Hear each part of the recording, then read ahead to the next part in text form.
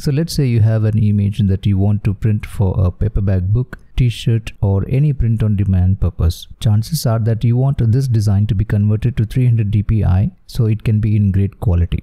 Typically, the platform you use for print on demand will explicitly ask for a certain file type. Just go with the format they are asking for. It could be vector or raster. Now, if you want PDF print, JPEG or PNG, just download in that format from within Canva. But again, if you want the best output with 300 dots per inch, then I would suggest go for PDF print within Canva.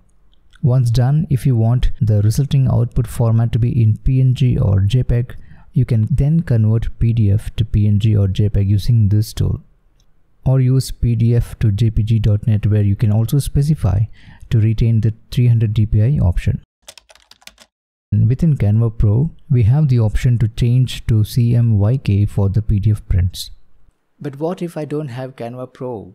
Then simply download as RGB and then use this online tool to convert your graphic design to CMYK. You can use RGB to CMYK.org or PDF to CMYK.com. Choosing the PDF print output will be the best choice in most cases as it is vector based. Here's the difference between two outputs using direct JPEG output versus PDF to JPEG output.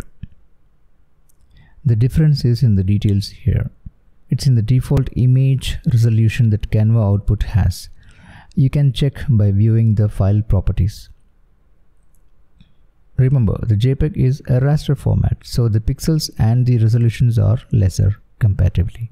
That's why even the online DPI converter tools cannot help you here, even if you get to 300 DPI.